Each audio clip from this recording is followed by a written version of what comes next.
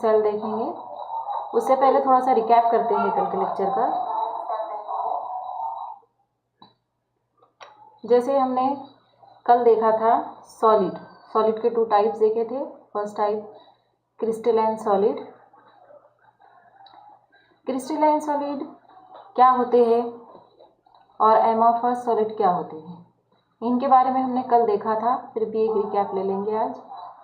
देखिए, इनकी जो अरेंजमेंट होती है पार्टिकल्स की जो अरेंजमेंट होती है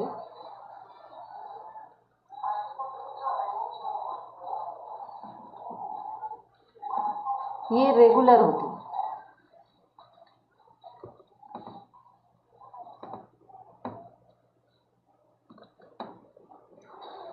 रेगुलर अरेंजमेंट। मेरी आवाज़ आ रही है क्या सभी को? हेलो,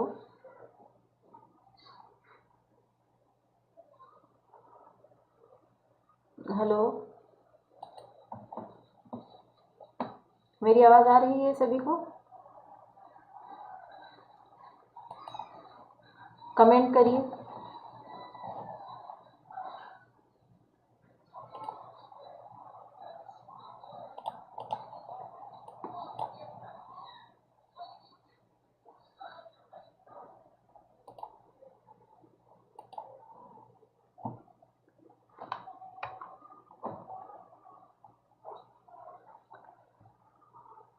हेलो,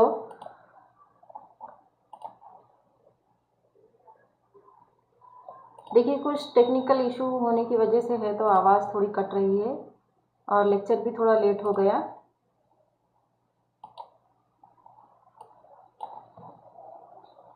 चलिए अब हम देखते हैं कि क्रिस्टलाइन सॉलिड क्या होते हैं। यहाँ पर आपको एक पिक्चर्स दी हुई है जिसके अंदर एटम्स है ना, एक रेगुलर शेप, रेगुलर अरेंजमेंट की गई है इनकी। ये एमॉर्फस और क्रिस्टलाइन सॉलिड, इनमें फ़र्क क्या होता है?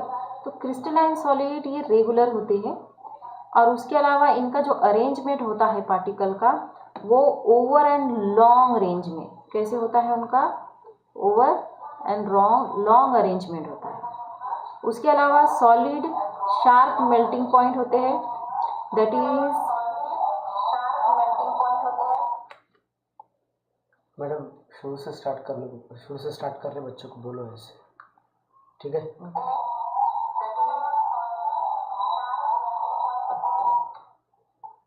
शुरू से स्टार्ट कर।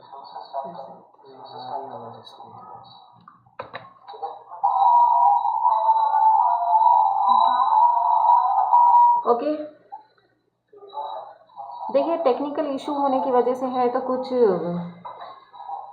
आप तक वॉल्यूम नहीं आ रही है मेरी और बहुत टाइम भी हो गया, तो थोड़ा सा हम शुरू से देख लेते हैं। क्रिस्टलाइन सॉलिड वो होते हैं जहाँ पर रेगुलर अरेंजमेंट होती है पार्टिकल्स की, और ये रेगुलर अरेंजमेंट जो होती है वो लॉन्ग रेंज में होती है। ओके, जिसका एक शार्प मेल्टिंग पॉइंट होता है। जैसे देखिए, हम कोई भी चीज़ है तो मेल्ट करते हैं, है ना। मेल्ट करने के लिए हम कुछ टेम्परेचर रखते हैं कुछ डिग्रीज के ऊपर, पर क्रिस्टलाइन सॉलिड ऐसे होते हैं जिसके अंदर मेल्टिंग पॉइंट फिक्स होता है, उनकी शार्प मेल्टिंग्स होती है। जैसे फॉर एग्जांपल हमने कल देखा था आइस, है ना। आइस बताइए मेल्ट होने के लिए वो 0 डिग्री पर भी क्या हो जाता है? मेल्ट हो जाता है। Next, all crystalline substance except those having cubic structure and anisotropic. हमने देखा था एनिसोट्रॉपिक क्या होता है, कल मैंने आपको उसके एग्जांपल भी बताई थी एनिसोट्रॉपिक्स क्या होते हैं, पर कुछ बच्चों का ये कहना था कि उन्हें समझ में नहीं आया, है ना।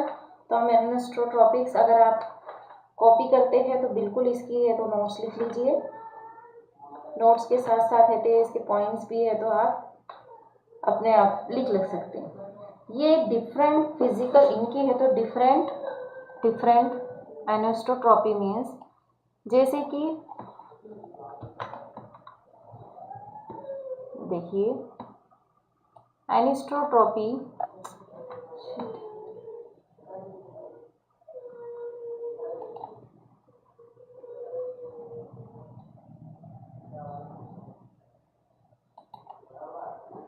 देखिए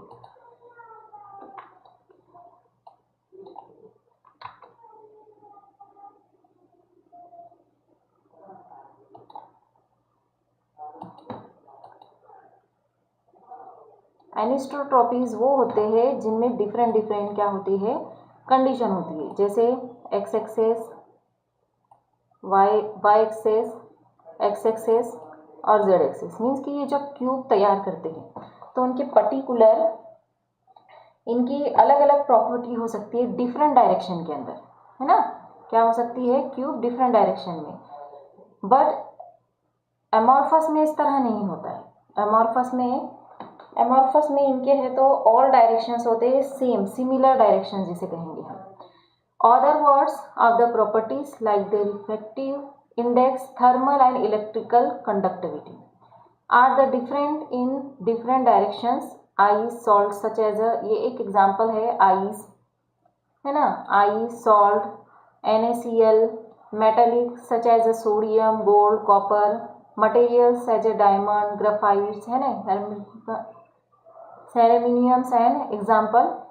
इतने सारे इसके एग्जाम्पल है। तो क्रिस्टलाइन सॉलिड ऐसे होते हैं जो कि गुड कंडक्टिविटी होती है ना, गुड कंडक्टिविटी होती है। देखिए गोल्ड में भी है तो कंडक्टिविटी पाई जाती है, सोडियम हो गया, NaCl, ये सारी है तो उसके एग्जाम्पल्स हैं। नेक्स्ट देखते हैं हम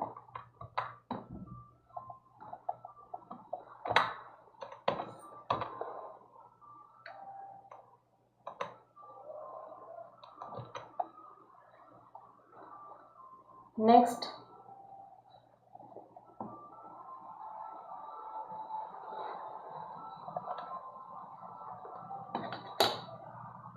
देखो, नेक्स्ट होता है एमॉर्फस सॉलिड। तो हमने देखा है कि ये एमॉर्फस वर्ड कहाँ से आया है, ग्रीक वर्ड है ये, जिसकी मीनिंग होती है शेपलेस, है ना। देखिए पार्टिकल्स की अरेंजमेंट एटम्स में, सॉलिड में ऐसी अरेंजमेंट होती है जो कि अबड़ धबड़ होती है। यहाँ पर कोई भी आपको सीरियल वाइज नजर आ रहा है क्या, इसीलिए हम इसे क्या कहते हैं, एमॉर्फस, जो कि no regular but haphazard arrangement of atom and molecule. इनके एटम्स और मॉलिक्यूल की अरेंजमेंट कैसी होती है, नो रेगुलर नहीं होती।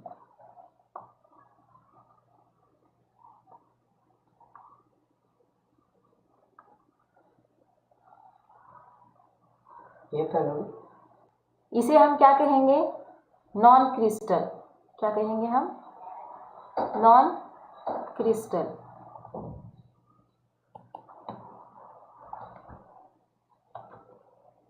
Non crystal.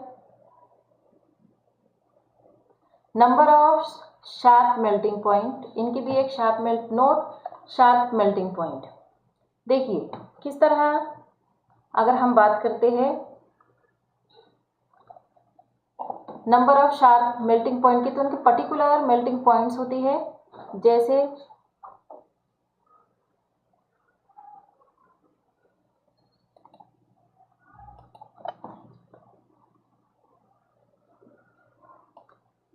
Number of sharp melting point, जैसे कि 370 डिग्री टू 350 डिग्री के आसपास इनकी मेल्टिंग पॉइंट होती है। आइसोट्रॉपिक होते हैं एमॉर्फस, और नो डिफाइंड ज्योमेट्रिकल शेप, इनका कोई ज्योमेट्रिकल शेप नहीं हो सकता। देखिए जैसे हमने देखा था क्रिस्टलाइन सॉलिड के अंदर इनकी है तो एक ज्योमेट्रिकल शेप होती है ना। देखिए क्या है, ये ज्योमेट्रिकल शेप है ना। जैसे अगर हम देखते हैं तो ये क्यूबिक बना सकते हैं। चलिए हम कलर चेंज कर देते हैं इसका, ज़रा कलर आपको नज़र नहीं आ रहा है। इनका एक पर्टिकुलर शेप होता है, बट एमॉर्फस सॉलिड जो होते हैं इनका कोई शेप नहीं होता, इसे हम इसे क्या कहते हैं, shapeless. Do not give the X ray diffraction bonded, इनके कोई डिफ्रैक्शन बॉन्डेड भी नहीं नजर आते। इनके एग्जाम्पल होते हैं ग्लास, रबर एंड प्लास्टिक। क्या फिर से बोलो उसको, Siddharth,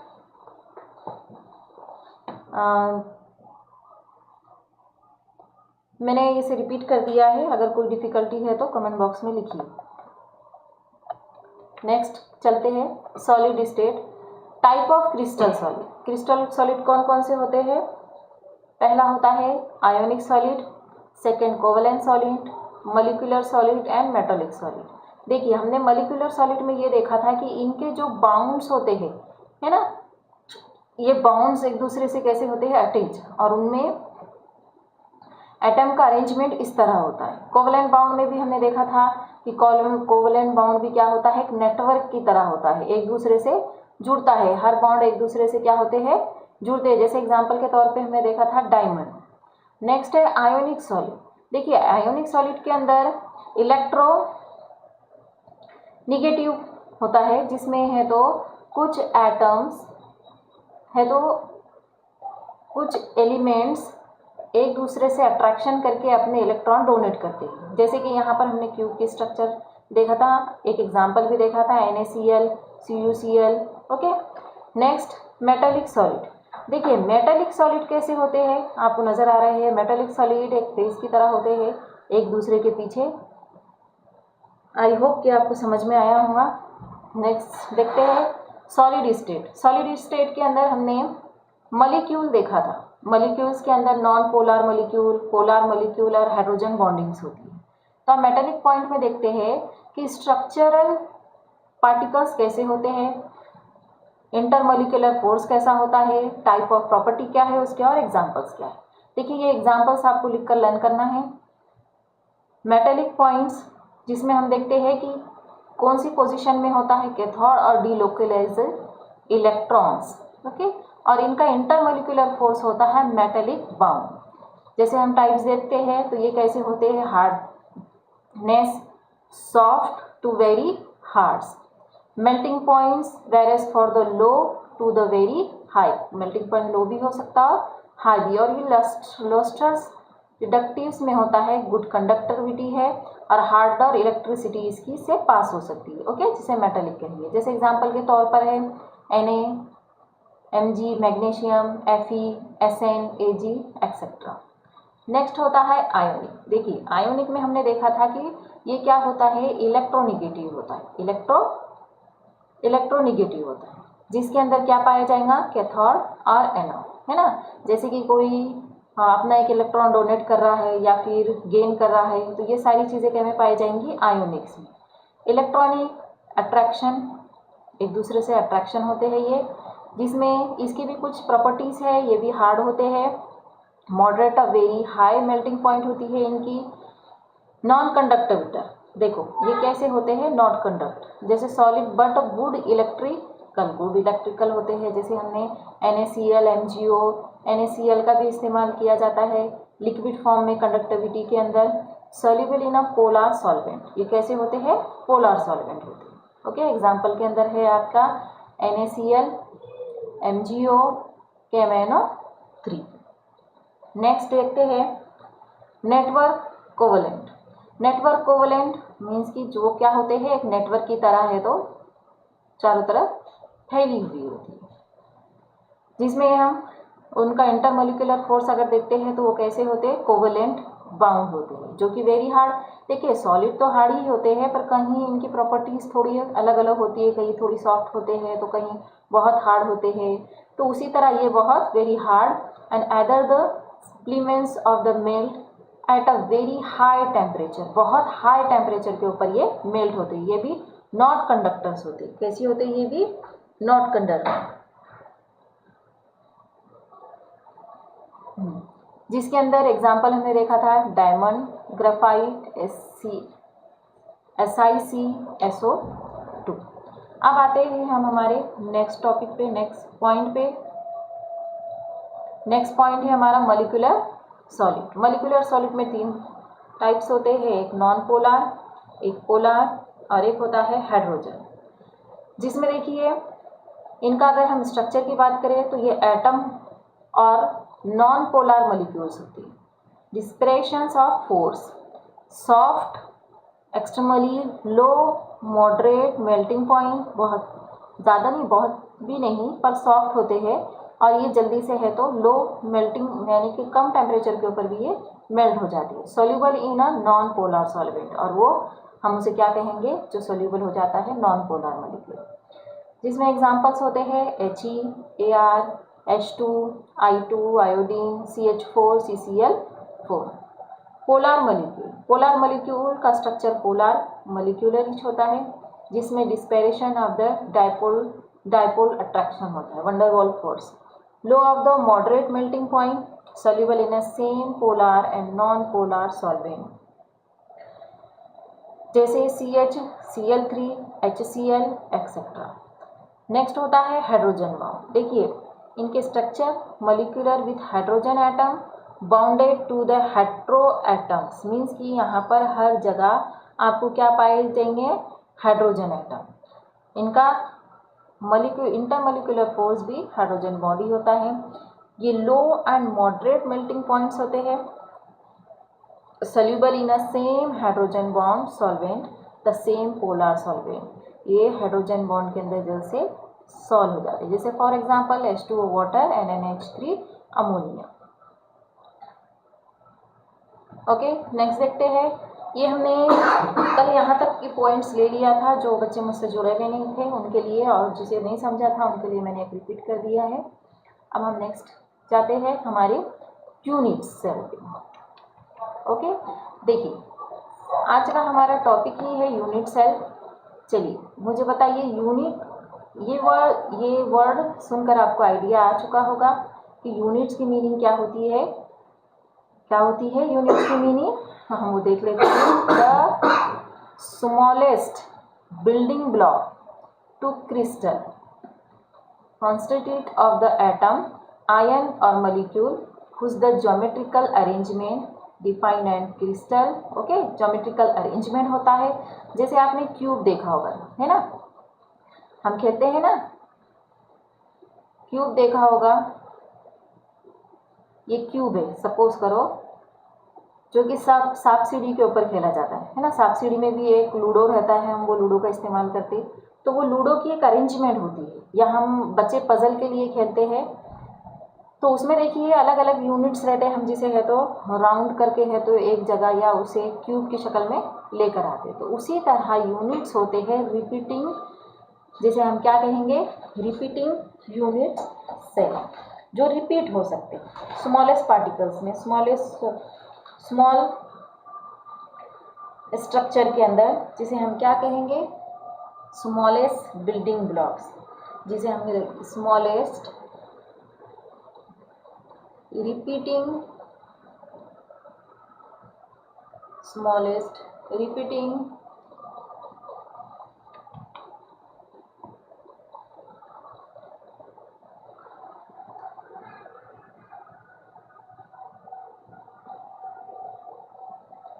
okay, smallest repeating structure of solid, repeating structure of solid.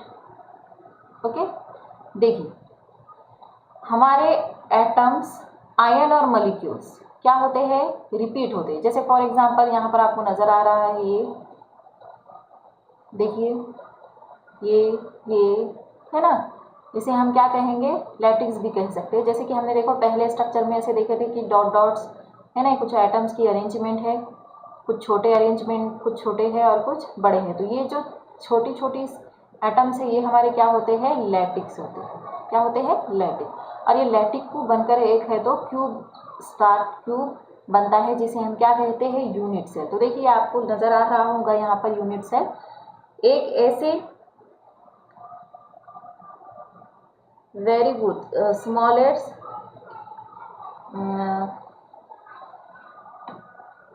संकेत राइट है, स्मॉलेस्ट क्या है हमारा, यूनिट सेल है ना, हम जिसे क्या कहते हैं, रिपीटिंग यूनिट सेल। यूनिट को कहते हैं repeating unit cell.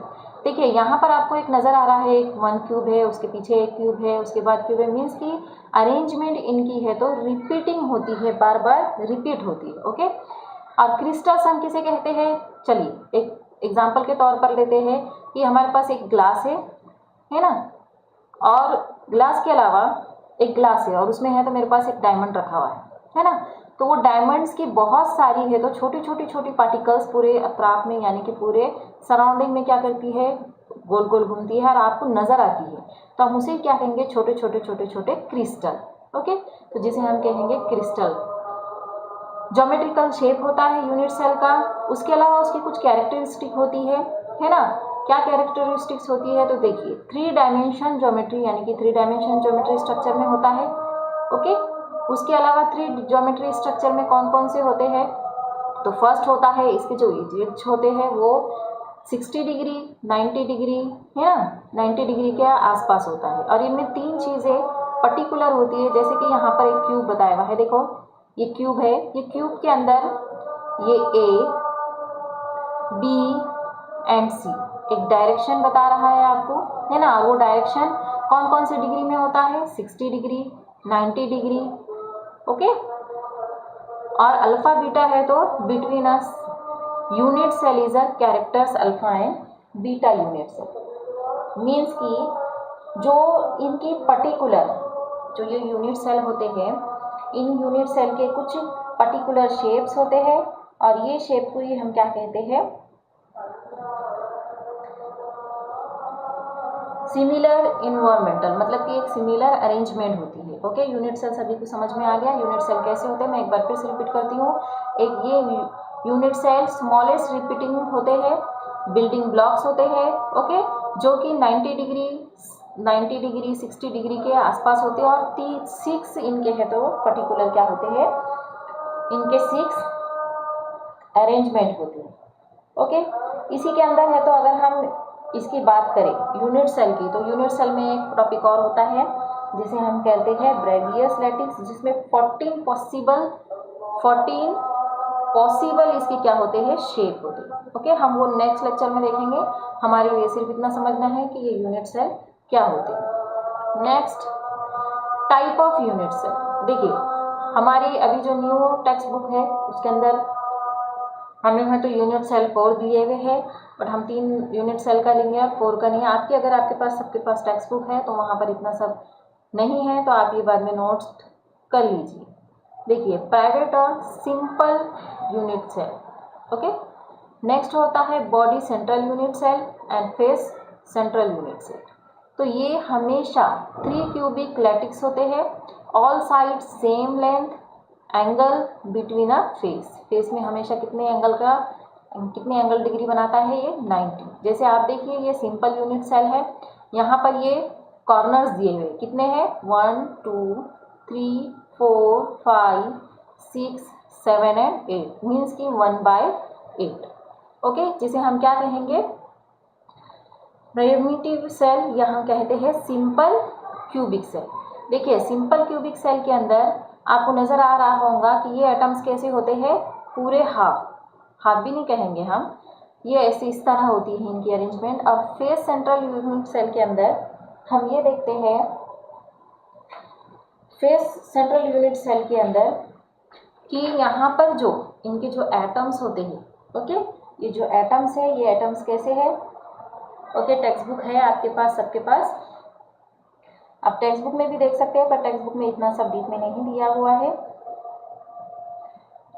Cubic atom होता है और इसमें 1 एटम्स पाया जाता है, जैसे हम देखते हैं आगे। नेक्स्ट FCC, इसे हम शॉर्ट फॉर्म में क्या कहते हैं, FCC, face central cubic lattice. Face central cubic lattice में भी 8 कॉर्नर होते हैं, आपको नज़र आ रहे होंगे। देखिए ये 1 2 3 4 5 6 7 एंड 8, कितने कॉर्नर हो गए, ये 8 कॉर्नर होते हैं। और 6 कंस्टिट्यूएंट पार्टिकल होते हैं, इसके क्या होते हैं, 6 कंस्टिट्यूएंट पार्टिकल्स। देखिए कैसे 6 कंस्टिट्यूएंट पार्टिकल्स होते हैं, तो 1 2 3 4 5 एंड 6, ओके, जिसे हम क्या कहते हैं, फेस सेंट्रल क्यूबिक, जो फेस में नज़र आता है। इसे हम डीप में पढ़ेंगे आगे। नेक्स्ट होता है body centre. Body centre means कि एक एटम आपको नज़र आ रहा है कि बिल्कुल बीच में है, जिसे हम क्या कहेंगे, बॉडी के एकदम सेंटर में। ओके, इसके भी 8 क्या होते हैं, जो से इसके 8 कॉर्नर होते हैं, हम इसे डीप में आगे लेंगे। देखिए प्रिमिटिव और सिंपल यूनिट सेल क्या होता है। प्रिमिटिव सिंपल यूनिट सेल में यहाँ पर क्यूब नजर आ रहा है, shape of unit cell, each is of corner atom is a shades between the 8। Okay, ये हर कॉर्नर में एक एटम पर्टिकुलर यहाँ पर क्या है प्रेजेंट है। ओके, हमने अभी पिछले देखा था पिछले स्लाइड में कि वो किस तरह एटम अरेंजमेंट है। ओके, चलिए अब आते हैं। Cubic unit cell has atom only at it is a corner. कहाँ पर होता है ये, उसके कॉर्नर पे होता है। देखिए नजर आ रहा है आपको, इन सब के साइड में, मीन्स कि एक क्यूब के एकदम साइड में इनके क्या होते हैं, एटम की अरेंजमेंट होती है। नेक्स्ट होता है each atom at a corner is a shaded between the 8 adjacent unit cell. Means कि अपोजिट डायरेक्शंस में भी देख सकते हैं हम और रोटेशन में भी देख सकते हैं कि ये एक दूसरे के अपोज में क्या होते हैं, उसके यूनिट्स होते हैं। Okay, 4 units cell in the same layer and 4 unit cell of the upper and lower layer, therefore the 1/8। देखिए है ना, अगर हम ये फेस की बात करें हमारे फेस की तरफ से, तो यहाँ पर कितने एटम्स प्रेजेंट है, 1 2 3 एंड 4। और अपर में और यहाँ पर भी कितने नजर आ रहा है, 1 2 3 4। ये 1 2 3 एंड 4, ये 1 2 3 एंड 4। ओके, सभी को समझ में आ गया। नेक्स्ट होता है नंबर ऑफ एटम, कि इसमें नंबर ऑफ एटम कितने प्रेजेंट होते हैं।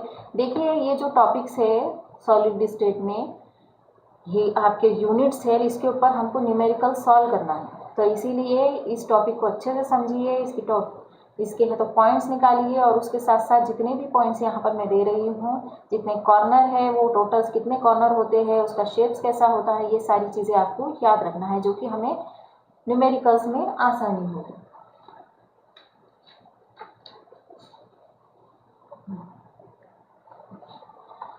ओके, देखिए अब हम देखते हैं कि प्रेजेंट कितने होते हैं इसके अंदर कॉर्नर। हमने देखा था पहले प्रेजेंट कॉर्नर कितने हैं इसके, 8 कॉर्नर प्रेजेंट है। ओके, और 1/8 atom per unit cell is equal to दो the simple cubic lattice has a 1 atom per unit cell. देखिए अगर हम बात करते हैं इसी की, है ना, तो अगर मैं यहाँ से इसको हाफ में यहाँ पे क्या कर रही हूँ, इसको डिस्ट्रीब्यूट कर दे रही हूँ। ओके, तो इधर देखिए यहाँ पर ये कितना पोर्शन है ना, 1/2, बिल्कुल हाफ की से भी छोटा। तो यहाँ पर अगर मैं इनकी अरेंजमेंट करूँ तो यहाँ पर एक बताइए कि कितने एटम्स प्रेजेंट हो सकते हैं। यहाँ पर only 1 atom per unit cell में प्रेजेंट होती है। ओके, गुड संकेत, आपने राइट भी कर लिया है। बट ये जो है, ये जो मैंने आपके लिए है तो नोट्स निकाले हूँ, ये नोट्स आपके टेक्स्ट बुक में अवेलेबल नहीं है, ये मैंने एनसीईआरटी के थ्रू निकाला है, जो कि आपके टेक्स्ट बुक में बहुत शॉर्ट है। ओके, बहुत शॉर्ट में दिया हुआ है। मुझसे गर्ल्स अटैच है क्या, अगर है तो कमेंट्स करिए, मुझे नज़र आते हैं। अगर आप सब्सक्राइब किया है आपने मेरे चैनल को, तो सिर्फ मुझे है तो उतने ही बच्चे नज़र आएंगे जितने सब्सक्राइब किया है। तो ओके, जितने भी आप ग्रुप में हैं, जितने भी स्टूडेंट्स हैं, सब्सक्राइब करिए, तो मुझे नज़र आएंगे कि आप कितने प्रेजेंट हैं। और कमेंट्स में देखती हूँ पर बीच बीच में डिस्टर्ब होता है, इसलिए है तो मैं आंसर नहीं दे सकती। ओके, चलिए सभी को समझ में आ गया सिंपल यूनिट सेल क्या होते हैं। तो देखिए फिर से मैं एक बार रिपीट करती हूँ, इसके सिंपल यूनिट सेल के नंबर ऑफ एटम कितने प्रेजेंट होते हैं, तो हर लैटिस के अंदर 1 एटम प्रेजेंट होता है। हर लैटिस के अंदर क्या होता है, 1 एटम प्रेजेंट होता है, जिसमें कॉर्नर 8 होते हैं, जिसे हम पर यूनिट सेल के हिसाब से 1/8 कहेंगे। और पूरे हर क्यूबिक, सिंपल क्यूबिक, फिर से बता रही हूँ, सिंपल क्यूबिक लैटिस के अंदर 1 एटम पर यूनिट सेल में प्रेजेंट होते हैं। ओके, नेक्स्ट देखते हैं हम बॉडी सेंट्रल यूनिट सेल, जिसे हम क्या कहेंगे, BCC। ओके, आपको एग्जाम में भी क्वेश्चंस आते हैं। ओके, हम इसे है तो क्या कहते हैं, BCC। आपको एग्जाम के अंदर अगर क्वेश्चंस आता है, नीट के अंदर हो या किसी के, हम न्यूमेरिकल्स में भी बात करते हैं, तो आपको शॉर्ट में आएगा BCC और उसके बाद आगे कहेगा, इसलिए हम इसे शॉर्ट फॉर्म में भी लर्न कर ले, बॉडी सेंटर क्यूबिक। देखिए बॉडी सेंटर क्यूबिक में क्या होता है, the cell has a atom to each of its corner and also one atom at its body center. Okay, body centre में क्या होता है, एक एटम प्रेजेंट होता है। दिखा है आपको, ये तो आपके कॉर्नर है, चलिए एक कॉर्नर प्रेजेंट ही होते हैं, है ना। और ये क्या हो गया आपका एक पर्टिकुलर एक एटम, जैसे हम यहाँ पर देख सकते हैं कि यहाँ पर आपको एक आसानी से नजर आ रहा है कि यहाँ पर क्या है, एक एटम प्रेजेंट है। ओके, इसे हम कहेंगे open structure, space filling model, then units cell with the portions atom actually belonging, है ना। मीन्स कि हर यूनिट सेल के अंदर इनकी प्रॉपर्टी खास होती है कि ये फेस में, मतलब कि बॉडी के सेंटर में, पूरे बॉडी के सेंटर में आपको क्या नजर आता है, ये एटम, है ना। कैन बी द एटम के हम देखते हैं क्या होता है, the body center whole belong to the unit cell which is a present, मतलब कि होल में, समझ में आया आपको, ये बॉडी सेंटर के बीच में जो प्रेजेंट होता है। The body center cubic BCC unit cell is a 8 corner into 1/8 per corner atom and 1/, देखिए 8 उसके क्या है, कॉर्नर है, into 1/8 है ना, पर यूनिट सेल, राइट, पर कॉर्नर एटम है ना, अभी हमने देखा था। तो हम क्या इसे डिवाइड कैसे कर सकते हैं, 1 = 1/8 into 8। ओके, यहाँ पर नजर नहीं आ रहा है, मैं थोड़ा सा नीचे लिख लेती हूँ। क्या हो जाएगा यहाँ पर, 1/8 into 8, तो 8 × 1 = 8 इज इक्वल टू क्या हो गया, 1 एटम। तो आपके पास 1 एटम क्या है यहाँ पर प्रेजेंट। चलिए सेकंड देखते हैं हम, ये भी आपको लर्न करना है, याद करके आपके पास लिख कर रखना है। सेकंड होता है 1 बॉडी सेंटर एटम। ओके, तो चलिए आपको तो पता है, हमने फर्स्ट स्लाइड में ये देखा था कि हमारे पास यहाँ पर कितने एटम प्रेजेंट होते हैं, पर यूनिट में 1 एटम प्रेजेंट होता है। ओके, तो यहाँ पर क्या हो जाएगा, द बॉडी सेंटर में एक एटम प्रेजेंट है, मीन्स कि पहला भी एक एटम था, तो यहाँ पर क्या हो गया, 1 × 1 is equal to 1 atom. Okay, 1 atom already है आपके बॉडी सेंटर में, हर जगह है ना। तो नेक्स्ट में कितना हो जाएगा, चलिए ये आपका क्या हो गया, एक 1 एटम और ये 1, अगर हम इन दोनों का एडिशन करते हैं तो कितने एटम प्रेजेंट होंगे आपके, 2 एटम, यानी कि total number of atom per unit cell is 2 atom. Okay,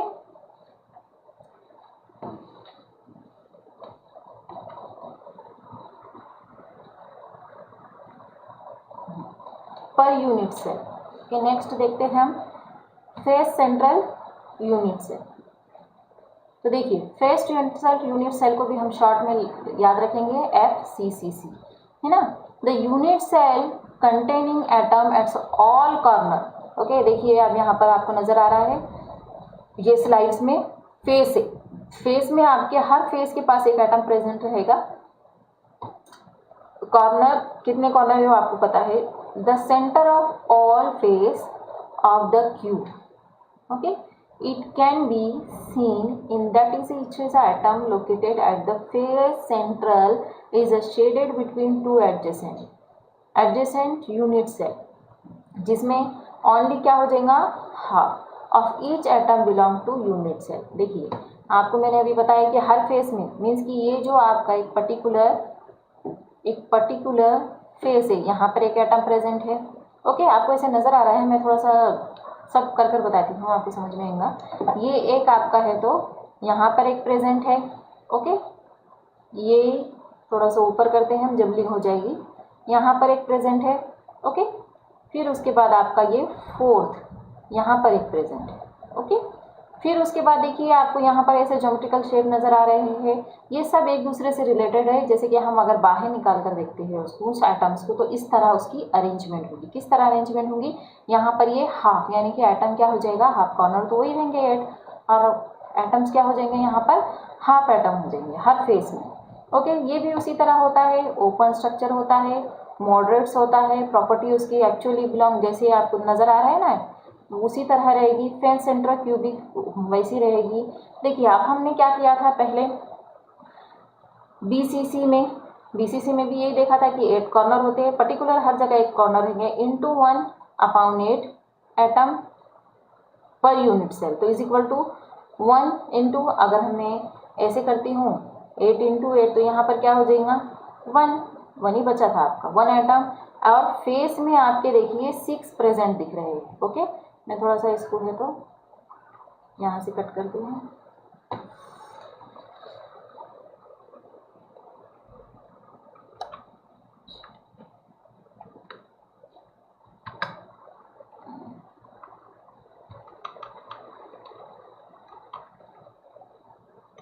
science के बारे में। चलिए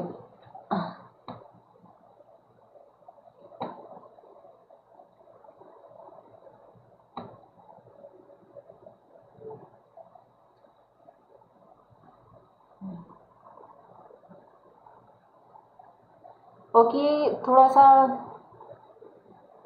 हाँ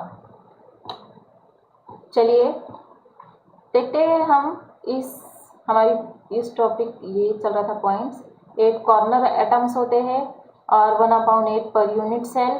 उसी के अलावा ये है तो कितने एटम प्रेजेंट होते हैं? 1 एटम। इसमें फेस में, सेंटर फेस के अंदर कितने एटम प्रेजेंट होते हैं? तो 6। देखिए अब कैसे, देखिए आप, अगर हम इस फेस की बात करें तो यहाँ पर हमें क्या नजर आ रही है? 3 और 3 6। देखो 1 2 3 4 5 एंड 6। ओके, तो हम ये 6 एटम को into 1/2 atom per unit cell से अगर देखते हैं या हाफ से, तो यहाँ पर क्या हो जाएगा? 6 इंटू 1/2, 2 डिवाइडेड बाई 2 1 जा 2, 2 3 जा, मीन्स कि यहाँ पर कितने एटम्स हो गए? 3 एटम। तो फेस सेंटर यूनिट में